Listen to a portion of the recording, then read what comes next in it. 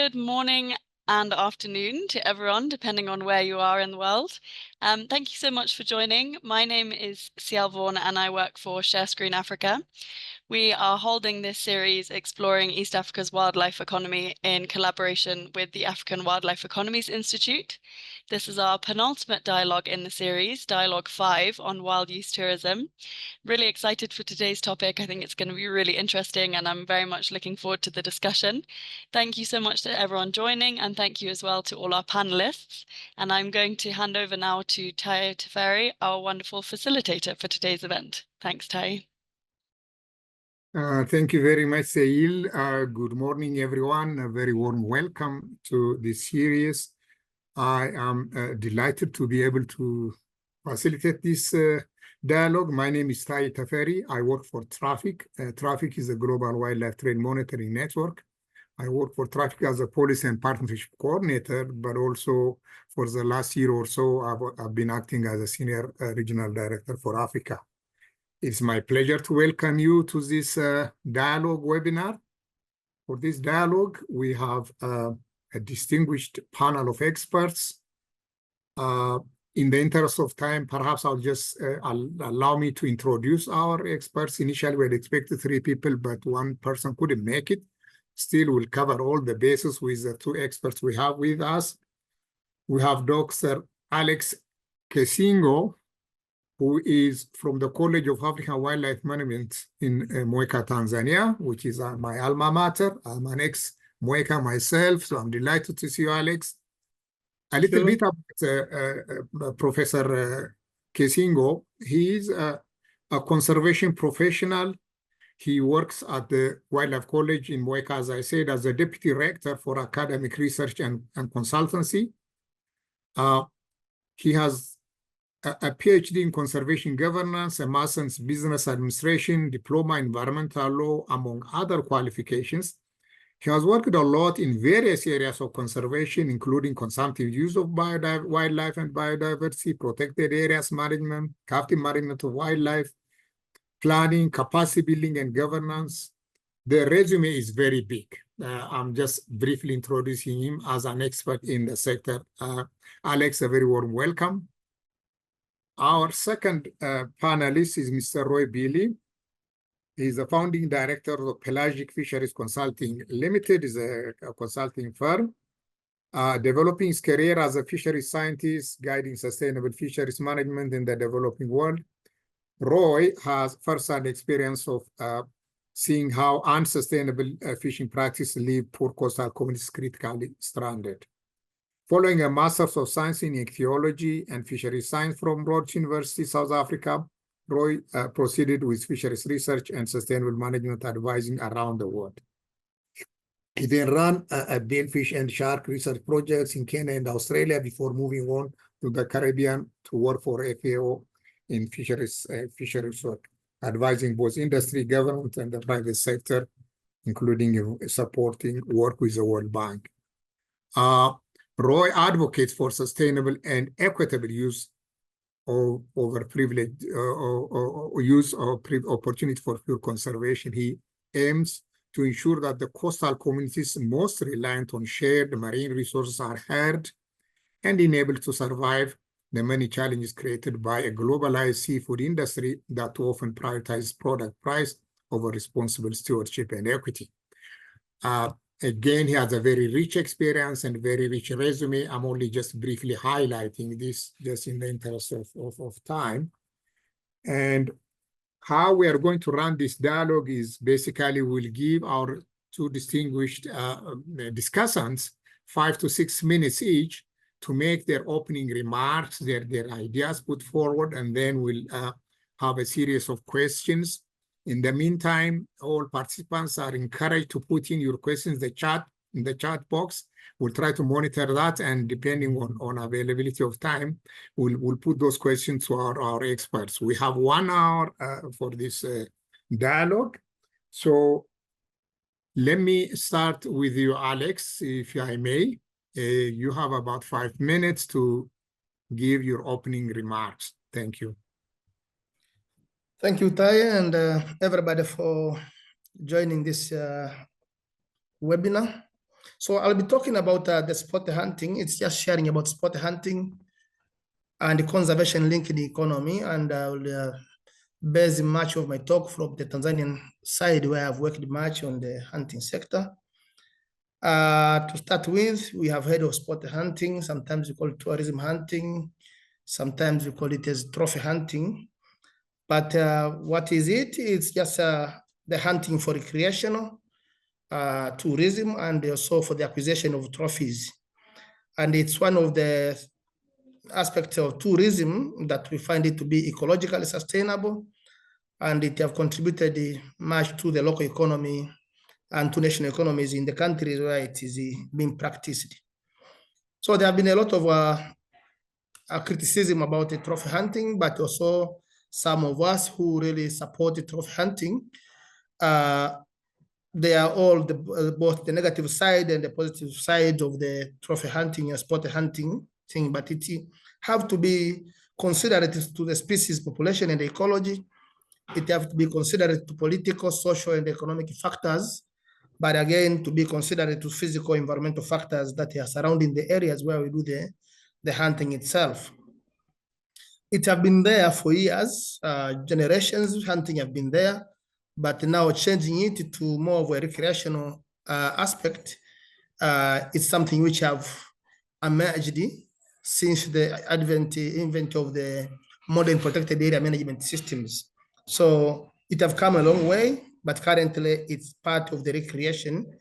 And as it is done, it may also end up producing some other products, be it meat or trophies, which can be traded. Now, sport hunting has a very big link to conservation, particularly in countries where they don't have a good attraction of the game viewing tourism. So we did a research in Tanzania, in Iselu Game Reserve and also in Irungwa Reserves, which is Western Tanzania, areas where they have not been able to attract much of the photographic tourism. But we found that in those areas where there's a sport hunting being conducted, poaching was less because the companies that engage in trophy hunting and sport hunting, they also engage in law enforcement in those areas. So in a way, it helped to reduce the poaching in those areas. So we see it as an important link to conservation. But again, in those areas where you do the sport hunting and you cannot attract photographic tourism because of either difficult terrains or absence of some other amenities, then you find that those game reserves and game controlled areas are much dependent on these activities, the sport hunting activities, for their financial needs. So we find that at the end of the day, it's helping much to help conservation in those areas. But we do accept that if you do sport hunting uncontrolled, then it can impact the populations of the hunted species. That's why I say that it's much dependent on the species biology and ecology. The population ecology of the species have been taken into consideration. But in Tanzania, we do both photographic tourism in some areas, but also we do sport hunting in other areas. And what attracts people here, it's because of having a variety of game species, the spectacular landscapes, but also the challenging habitats and the terrains, and political stability, and long-term association with the conservation, which have made us to be part of the global trophy hunting destinations. So all these one make it a very important part. We see that in the past 5 years, we have attracted about 2,400 international tourists coming for sport hunting, and they have generated a direct income to the government about $70.5 million US. So it's not a very big sort of contribution, but this one is very important as it goes directly to help conservation in those areas which otherwise could have been left without any patrols because no photographic tourism in those areas. So at the end of the day, you find, yes, the criticism about sport hunting, it is still a very important part of conservation. But again, in those areas, it helped to create value for wildlife, because otherwise communities will be complaining about the human wildlife conflict in those areas, and they don't see anything coming out of those wildlife in terms of financial gains, either to communities or to their society. So by having trophy hunting in those areas, it have helped to employ the communities themselves, either as trackers, skinners, or any other part of the value chain for the sport hunting. But again, sometimes this money, which is obtained from the trophy hunting, 20%, 25% of it goes to the districts where they have done the hunting. This again, it's a very big boost to the local economy and also to social infrastructures in those areas. And it creates a bit of value of wildlife to the communities, which could otherwise see wildlife as a liability to them. So although there are varied moral, whatever, ethical and biological standpoints on trophy hunting, the reality remains that the Tanzanian game reserves, and I am sure even of some other countries, needs both well-managed hunting, which mainly finance conservation in areas that are not that much attractive to photographic tourism. So I'll rest my point with that one at this time. Thank you. Thank you very much, Alex. That's really great. A good opening. Gives us a broad spectrum of how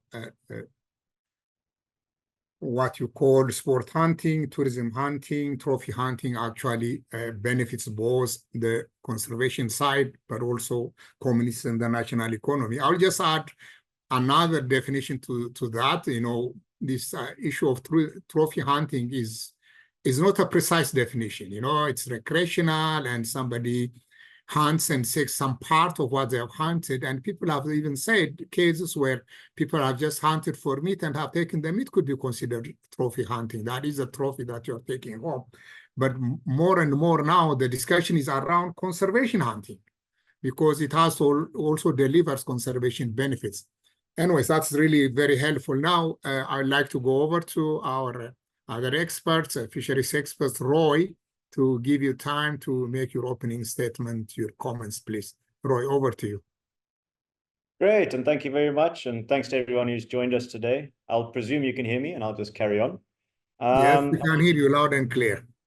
Okay, great. I'm here today in my personal capacity, but I'm also linked to the International Game Fish Association, which manages all the records and keeps track and makes the rules for sports fishing globally. I'm the chair of their conservation committee in Africa.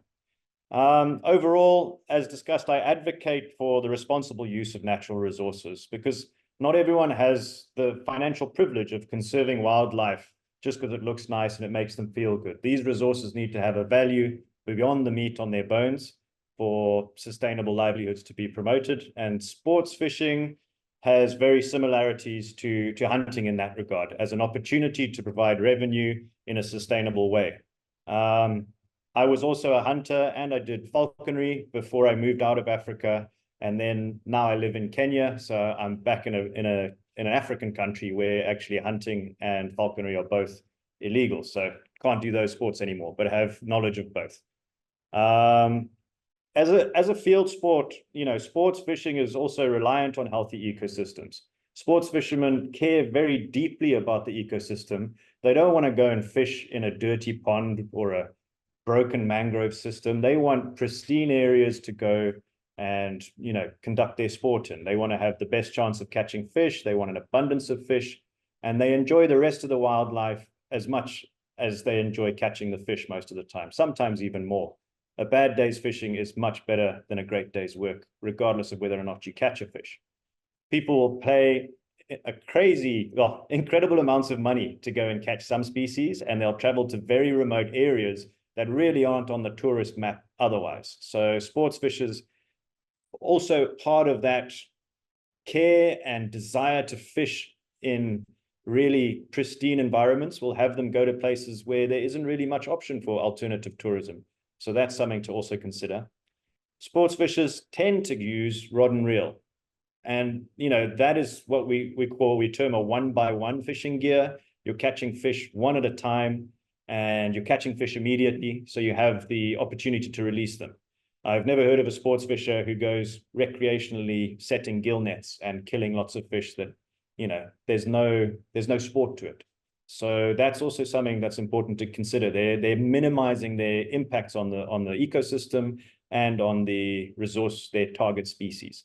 And tag and release has been a huge success for some species. It's not always possible, but again, sports fishermen typically don't want to destroy the resource they're enjoying.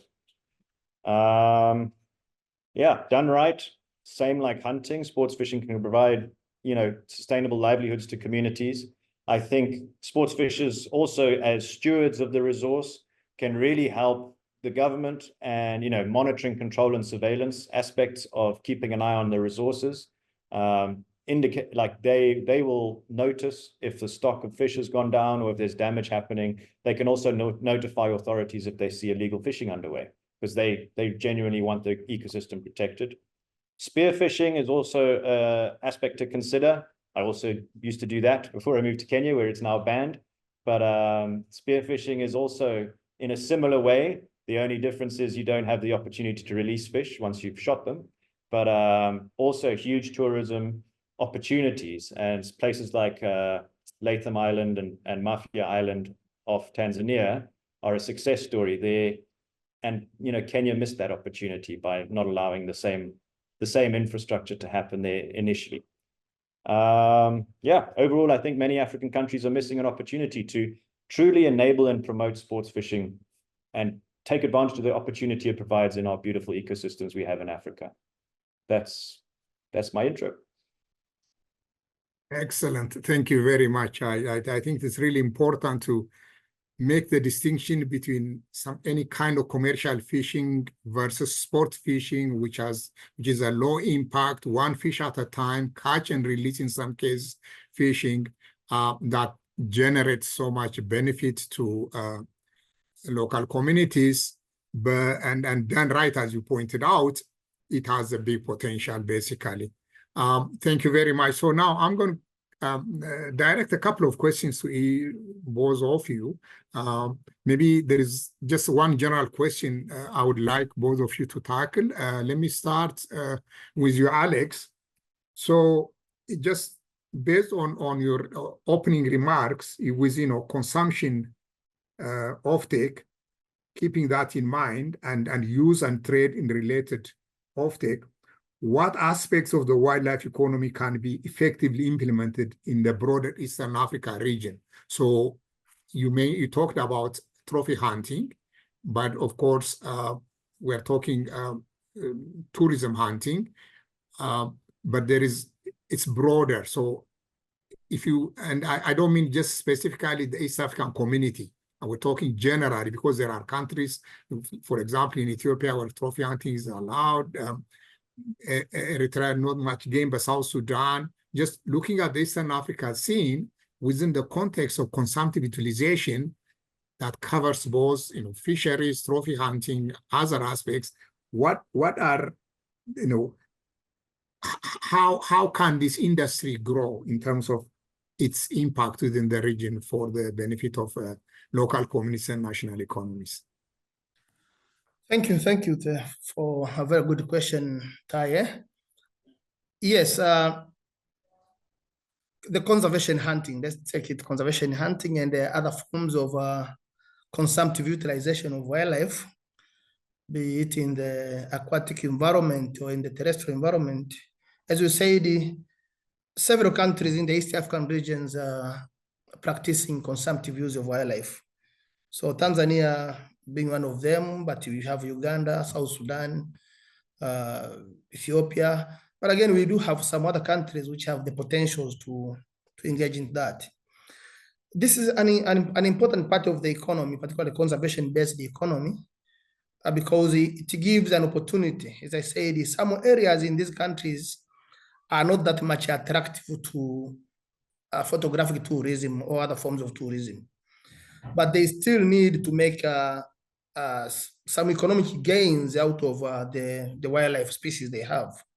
So the areas like the western and the southern Tanzania, where some of them are tsetse fly infested, some of them, the infrastructure is not that much conducive to practice photographic tourism. you find it's very important that we engage in other alternative forms of tourism, and conservation hunting being one of them. Now, as it is as a component of the economic transformation of these areas, consumptive use of wildlife can help with employment. And we say the value chain for the conservation hunting, it's big, from the hunting and feeders, the company that's engaging in a hunting business, they also make money out of there, but they employ a good number of people. They will employ the professional hunters, the skinners, the trekkers, all those people working in the camps and everything. Most of these come from the local communities. And this one answer one part of the criticism that this thing is not that much friendly to local people because of the inequality in sharing the benefits. But you find at the end of the day, the local economy benefits when we have the trophy hunters, because they get employment, which probably could otherwise don't get from the wildlife sector in those areas. But again, there are instances where the conservation hunters only need probably a trophy, maybe probably a skull or a skin or a hide, and they'll allow the meat that's generated from there to be able to be shared with the communities around. That's again, it's a gain in terms of the value to the surrounding communities. So from getting the meat, from getting the employment, but again, the percentage of the money, the income that is taken to the local governments from the areas that they are doing the hunting is again a very important part of the economy. So we see in those countries where they are really practicing trophy hunting, they add into the wildlife economy, because they can still get something from the tourism, the photographic tourism, but again, also they open up other spheres of consumptive use. If they go for the fishing, the sport fishing, again, people get money from selling the fish, but again, employment from the same, and the licenses that are paid by these people. So they open up completely another avenues in the economy, which will have otherwise been lost in our countries. Thank you. Great. Thank you very much, Alex. That's really great. Roy, the same question to you, perhaps with your blue vision, looking at the concept, from the angle of sports fishing. What what's the prospect for actually developing and evolving this sector in a legal, sustainable, and a safe manner? What's the potential there? Sure. I'll just put in there also, I can lead with the, following on from the consumption narrative there just quickly. Sports fishing is not all catch and release, and the opportunity to take a fish home is also a benefit. And even when sports fishers provide fish to, sometimes it's denoted directly to communities, which is great, especially with larger fish like marlins, and otherwise it goes into value chains and still provides nutrition from local resources, rather than buying fish that's maybe been caught in your local waters, sent all the way to Thailand, put in a can there, flown all the way back, and you buy it on the shelf. So, there's consumptive use within recreational fisheries as well.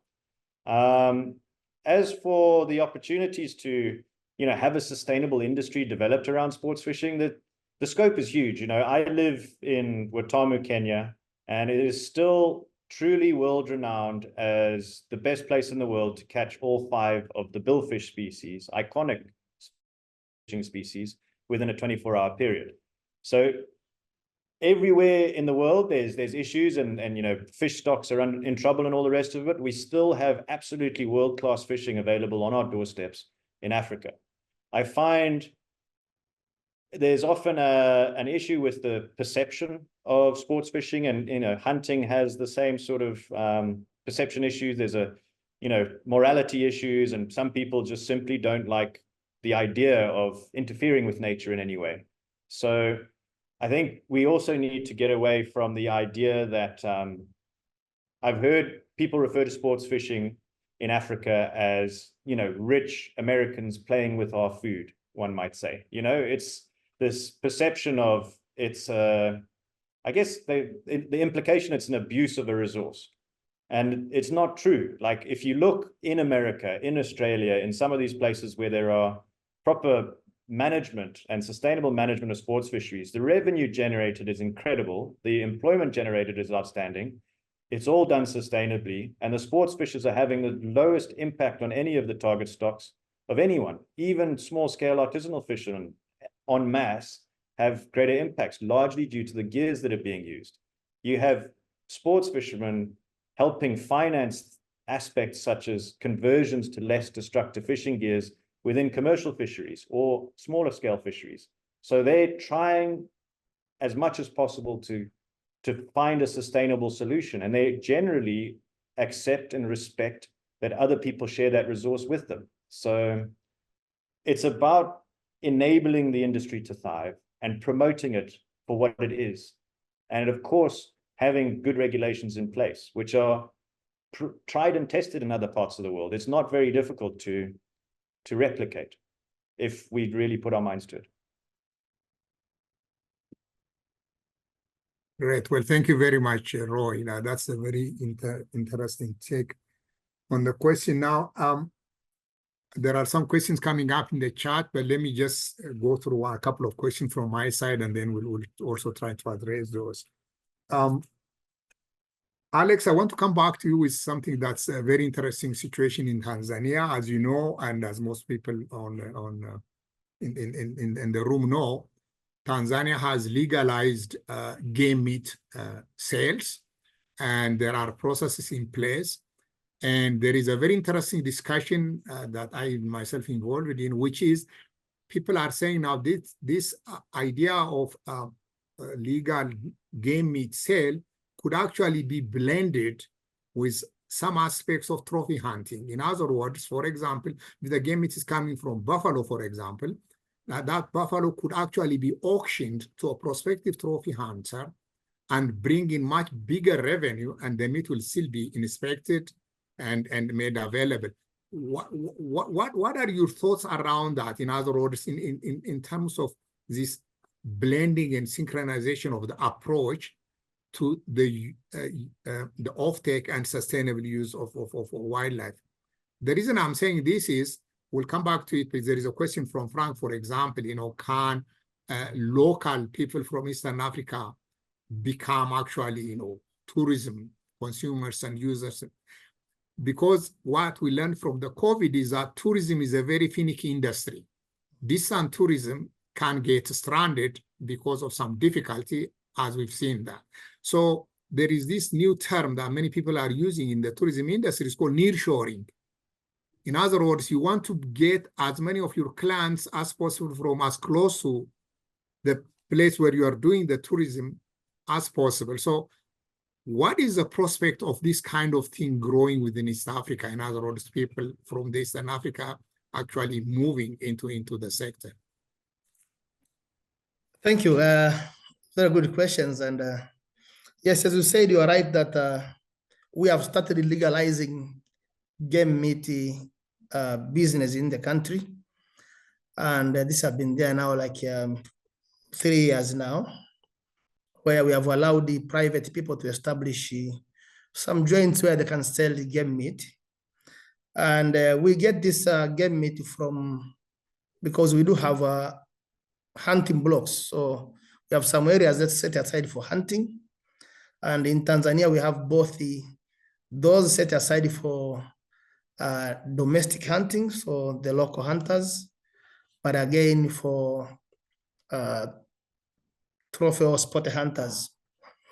So this started as a pilot, and slowly we came across some challenges, particularly in terms of a distance where we have to go and fetch the animals to sell in those joints. So some of the blocks were really far from where the communities are. And the essence of bringing this in was to at least allow people to exercise some sort of traditional or cultural ways of associating with wildlife, that people around Tanzania have been eating wildlife for generations and generations. So instead of labeling them as poachers, give them opportunities of getting it legally. And we thought this was going to be a good opportunity. But we're still learning from some of the challenges that we came across. And we are expecting that we have areas that are owned by communities as wildlife management areas, which they can get into collaboration or on an agreement with either trophy hunters or even traditional hunters to hunt from those areas. So we want to see changes in the policies that will allow these community-based conservation areas being able to offer some aspects of traditional domestic hunting to feed these game meat selling points. But I do agree with that. It's possible that some of these animals that we give to trophy hunters, we could get into agreement with those companies, those outfitters, that okay, they will auction it, they get the trophy, the community, the local community game meat seller get the meat to sell it to the communities. So that's another opportunities where you have this kind of arrangement, and it's not there, but it's not illegal to be done like that. We see again a very good other aspects that are emerging from this. We have started seeing the emergence of the taxidermy industry. That yes, because people will be hunting the animals for trophy, they need somebody to start preparing those skins and hides and everything. Now we start seeing some people investing into that. We think at the end of the day, even those who are going to do with the hunting to feed the domestic needs of the meat, then they can also have these trophies either sold to those local taxidermists who at the end, they will create more value to the wildlife itself instead of just leaving probably some of these trophies in the bush. So we see that one coming. But as the question from Francis on the issue of how do we make have more people emerging to domestic from the East African countries to start hunting in these countries, yes. So we do have traditionally people are hunting, and we have allowed that one to do hunting, but it was not that much as a business aspect. It was more of a traditional to feed the societies. So with more and more increase in the what you see, the economies, emergence of the middle income people, we think yes, if we market it more and show them the positive value of hunting to conservation and to the economy and societies, then we might have some few people who their traditional and cultures allow them to do sport hunting. We will see them. Because if you look currently, what we get more of the visitors who come for hunting, we get them most of the time from America, Eastern Europe, some European countries, and the Middle East. So even within the East African countries, we still have people who are here, but they are from those backgrounds. So it's possible to start engaging with them to see this also the local hunting industry are growing in these countries. Thank you. Great, thank you very much. Now let me turn over to you, Roy. And I just want to ask, I know this is easier said than done, but it's a question that we have to struggle with, which is, you know, what has to happen to make sports hunting, wildlife hunting, sports fishing legal, sustainable in terms of biological offtake, but also safe? Can, for example, the sector benefit from some kind of certification? Sure. No, thanks for the question. You know, I wouldn't typically find safety in the practice of sports fishing to be an issue. It's being done recreationally. The vessels, you don't go for fun on something that might kill you. So usually the vessels are pretty safe and all the rest of it. But I think, we can still. So the International Game Fish Association, for example, they set rules for how you can set up your gears, how many hooks you can use on a single rig, how they can be set up, how long your leader can be. These are rules. They're sort of voluntary. There's no enforcement per se of them, but if you catch a record-sized fish and you want to claim that record, you need evidence you've worked within those rules. So there's already global standards on how sports fishing should be practiced. And if they are, even for people that are not typically, chasing trophies or world record fish, they're the standard, and they're kind of the natural expectation of fishers, is sports fishers generally. So that's great. There's already like a standard set in a global sense without any local government intervention. And, the tag and release programs have also really helped instill an essence of conservation within sports fishing. This idea you can tag a fish, you release it, and then if it's ever recaptured, you have that reference number. You can say this fish traveled this distance, it's grown X amount. The fishermen want to learn as much as possible about the fish they're targeting out of interest, and also it helps them become better fishermen in a competitive sense. And I'd say also the sports fishing tournaments generally will also follow the International Game Fish Association regulations. So it's about, I think from the government side, it's more about promoting it as something to do, and having local media attract more local people within your province or your region to come sports fishing. I've been very encouraged to see the diversity of sports fishers in race and culture, and any other form of diversity has certainly increased over my lifetime. And some of the sports fishing tournaments we have here on the Kenyan coast it's beautiful to see everyone together around a common interest and a common cause. And it's a case of promoting that to a local audience. I think there's often a hesitance where sports fishermen are generally seen as affluent, and you don't want, the local media doesn't necessarily want to promote affluent people having fun. The bad news sells better, but I think you need to show these people having a great time from all different backgrounds, and emphasize that everyone's welcome, and it's a beautiful sport. I hope that helped answer your question. Thank you very much. That's really great. So I think a number of interesting questions are coming up in the chat. Let me try and mix up a bit. So I want to pick up a couple of questions from the chat box. Sibylle asks a question, and this probably any of you could pick it up, but maybe more to Alex, since it's about terrestrial. The question reads, if any, which are the species of wildlife and both and fish targeted in sports hunting or fishing that are not already on the IUCN Red List for rare, vulnerable, or endangered species? Yeah, please go ahead, Roy.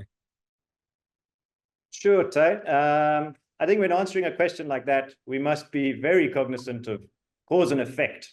I've heard things like this in a way before, and used in conversations to imply that the reason these animals are endangered or in trouble is because of sports fishing or hunting, and certainly not the case on sports fishing, and generally not in well-managed hunting anyway.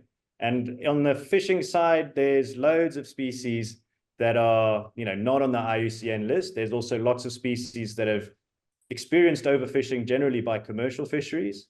But there's plenty species that are in a good state, and there's also plenty species that have recovered from a worse state due to efforts of sports fishers really wanting to protect their resource. And fishing's a gamble. There's a limit to which you're going to spend all this money to go fishing and not catch a fish. So they desire an abundance of fish, and sports fishermen have done amazing conservation work to keep these animals that they love off of those sort of endangered lists. So I could name some like fish and some examples, but I'll just leave it there for now. Thank you, that's very interesting. Alex, anything you might want to add? Yes, I think, thank you, Roy, that you have covered it very well. But yes, we do have a species that attracts hunters, that are both in the red list and those that are not in the red list. So many people come here, they'll come to hunt the buffaloes, the greater and lesser kudu. They'll come to hunt the leopards, the lions. We do have some few numbers for elephants every year. but we do have a bit of some numbers for crocodiles. Now, that's where the issue of, okay, no, you're hunting endangered species and critical endangered species comes in. Yes, some of these countries we accept with our international obligations to really conserve these species, particularly those that we have signed in those agreements. But if you talk of Tanzania, you have areas in Tanzania. We hold more than half of the lion populations in Africa.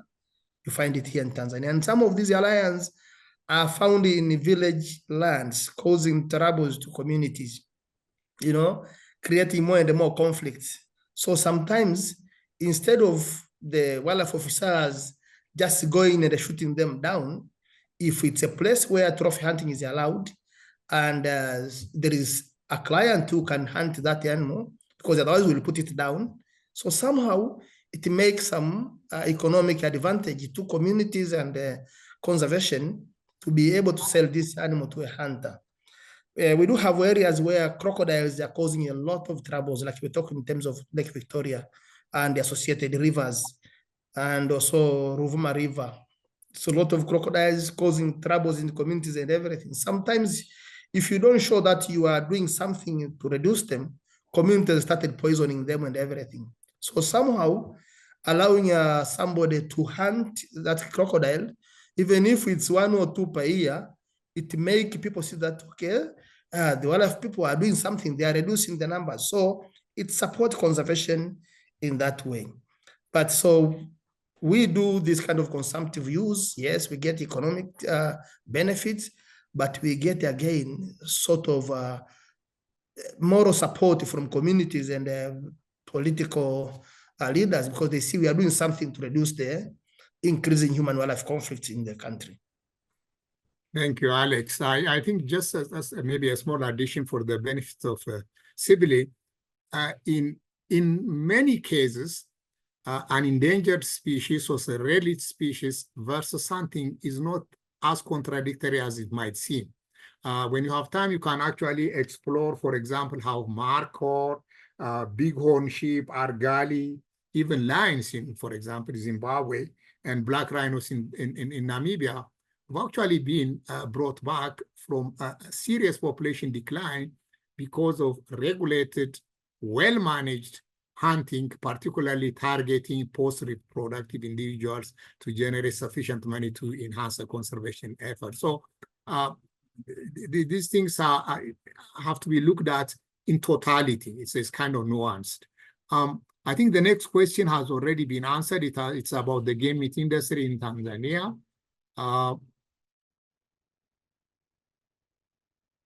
There is a question again in terms of how can Tanzania avoid the canned hunting saga or experience in Southern Africa, which damages the hunting industry, the ecotourism. I don't know if any of you can. Alex, you want to speak a little bit? Yeah, let me try this one. Of course, in Tanzania, game ranching and farming is not that much developed. We are now trying to start to engage the private sector to establish these in areas which they are not having wildlife.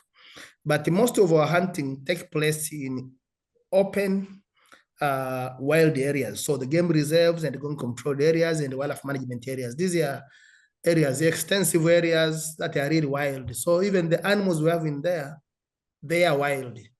And as a country, it depends. As a destination, it depends on how you control the hunting business and how you market it.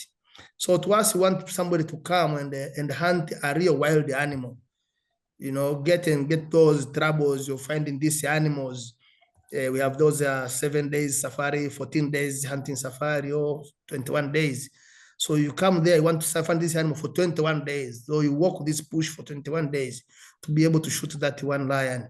So in a way, it creates more income, but again, it makes us sure that you are getting something which is wild. And it's not a guarantee that you will come there and get that animal.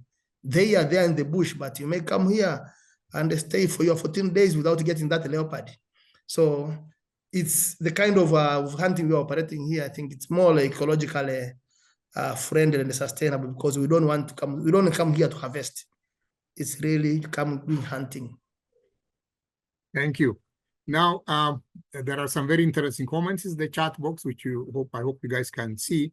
I want to expand the discussion a little bit. Of course, we've been talking about fish and generally mammals, but of course, wildlife, at least even the organization I work for, we define it broadly, both fauna and flora, and that's what it is. It is wildlife. So if we think of that, then offtake of different species of plants, different species of fungi, different species of mammals, and even fish and birds is consumptive utilization in various forms.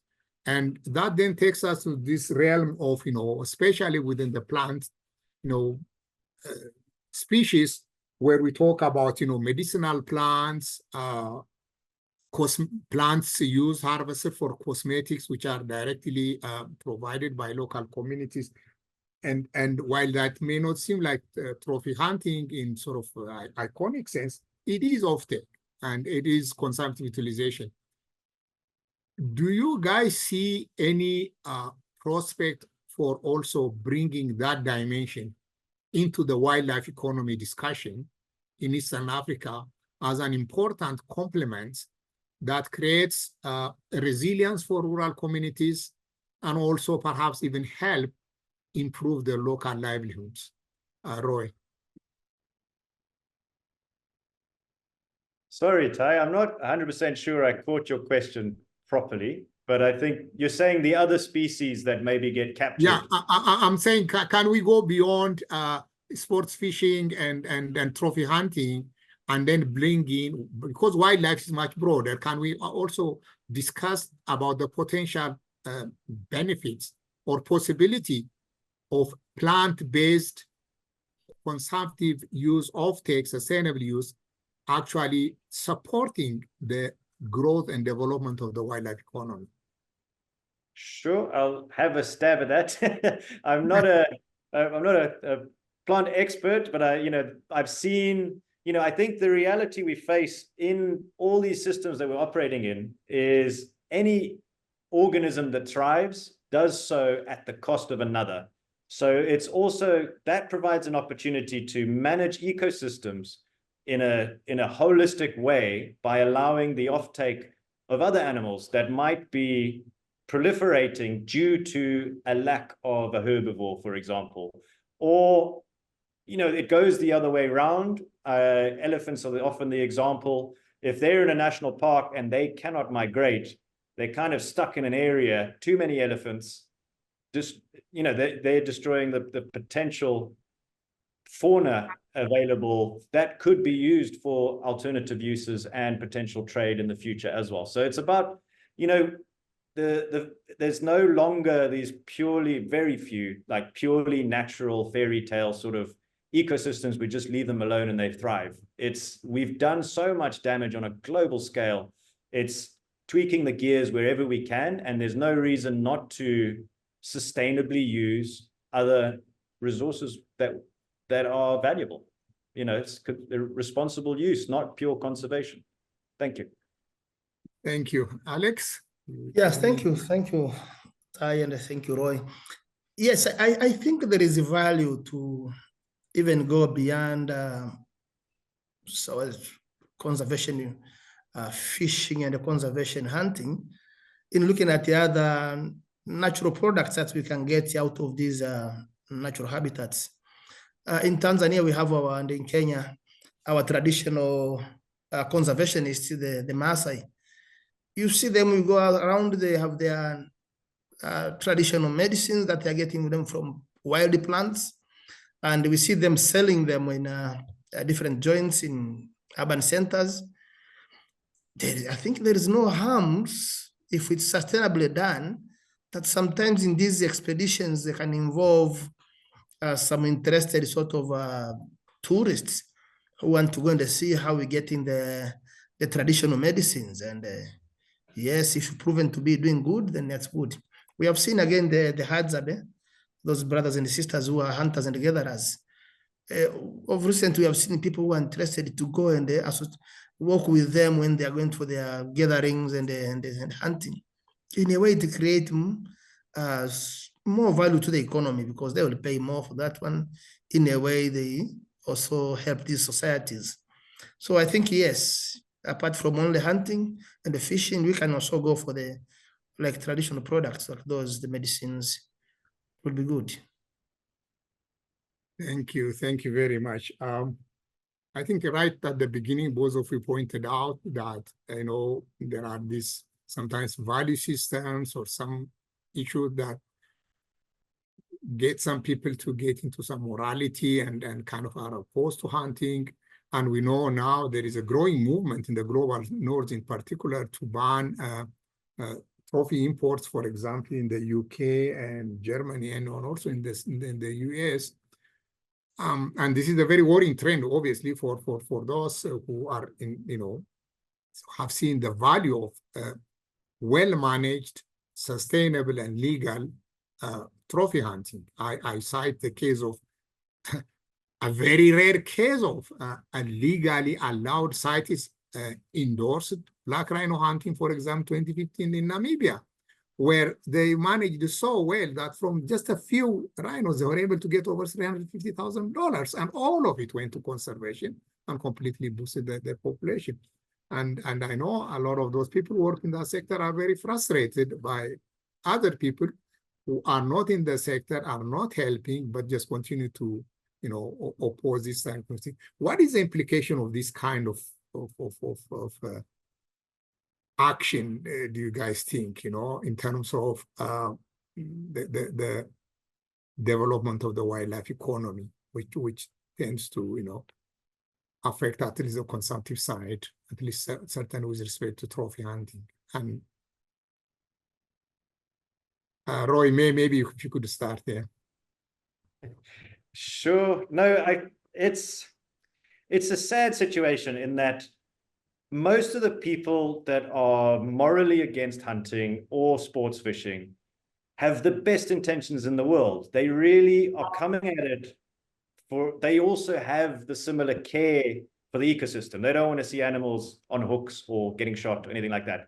But like, I haven't hunted since I was a teenager now. I've been traveling around for work and all the rest of it. I just haven't had the opportunity. But I saw firsthand with my eyes the hunters and the fishermen, they have that same care for the resources and the ecosystem with the real day-to-day knowledge. Like, Alex was talking about people walking around in the bush for 20 days. Maybe they get a lion, maybe they don't.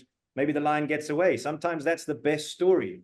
You know what I mean? They go home and, oh, that lion couldn't get it, so next time I'm coming back. And it's the same with the fishing. It's the one that got away. They tend to grow dramatically as soon as they lost on a fishing side of things. They say that was a huge fish. But it's how to get people to understand the alternatives and the consequences of banning and putting hurdles ahead of this sort of trade. Like, I honestly feel like I've seen animals caught in snares and gin traps and all of these sort of things. It's only living in Africa and spending time in the bush that you realize the alternative of animals only really being valued for the meat on their bones or being a complete pest. If I had a leopard in my garden and it could snatch my son off my front doorstep at any moment, I promise I would do anything I could to kill it. It's a beautiful animal. I love it to bits.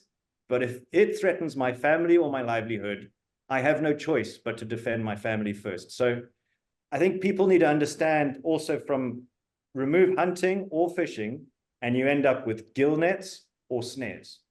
It's the reality. It's unavoidable. It's inevitable. So I hope and I plead for people that are really against it on a moral basis, especially if you still eat your steak off the shelf. Please think about the practicality of poor people surviving in Africa and consider what's the alternative for them if sports fishing and hunting revenues are not giving them opportunities that they sorely lack because of many failures. That's it. Thanks. Well said, Roy. I couldn't have said it better myself. Alex, maybe? Yeah, I try to add on what Roy said. Wildlife conservation in Africa, particularly in East Africa and these countries, is in constant struggle to win the hearts and minds of the local people themselves, our politicians, but again, the international community, that it is struggling to get the value. To communities, sometimes they see wildlife as a problem because they cause conflicts and the populations are growing. If they don't see value coming out of it, it's become difficult even to convince the policymakers that, okay, let's reserve this area as important for this species. Now, the way in the international community, they probably think of this wildlife, they are somewhere probably they have never seen places with a lot of wildlife. So you might be thinking that, okay, they are killing that one lion, then everything will be lost. But in actual sense, you said killing this one lion may be a very good opportunity to save probably 3,000 lions in that ecosystem. Otherwise, communities may go around and poison the lions. Retaliation killing is very big in some parts of our country. So it's very important that people understand that the consumptive use of wildlife species, it helps a lot to create value of wildlife, but again, to add some very important required finances to help in conserving these areas. And as I said, the research we did in southern and western Tanzania, those areas that there were tourist hunting taking place, poaching went down. We saw animal populations in place. Those areas that were outside there, that were not being used for hunting, they didn't have somebody who had invested in there, the animals were being wiped out because they cannot attract photographic tourism because of the remoteness of those areas. And therefore, it attracts communities to go in there, start grazing their livestock in those protected areas. They will decide to kill the animals so that at least you don't bring this back as a protected area in the future. Because if there is no wildlife, why do you make it a game reserve? So we see that in such way, trophy hunting of these species, even if it's endangered species occasionally, it can help very much to save the wildlife, the big wildlife agenda we are talking about. Thank you very much. Unfortunately, we're coming to the top of the hour, and I think I'm only left with a few minutes to just very briefly summarize this very rich discussion. A big thank you to our experts, discussants, and also the participants who provided very useful comments and questions. Essentially, the key message is like wildlife fisheries is a resource, is a living resource. If it is well managed, sustainably used, and legally used, it can actually regenerate itself and provide benefit to communities and governments, to the national economy. And that is only one of the ways it can be sustain its own existence. In other words, both the biodiversity, wildlife has to benefit as well as the local communities.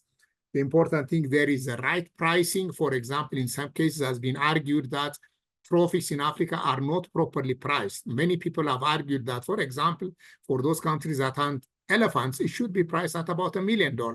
If you look at like bighorn sheep in Mexico, in Western Canada, you're talking about $700,000 for a bighorn sheep versus an elephant. So really, it is about improving the sector so that there is sufficient revenue coming in to benefit the conservation, to manage the sector in a way that is age-specific in terms of hunting so that it doesn't deplete the gene pool. Post-reproductive animals sometimes are not very useful. They kill calves, especially in rhinos.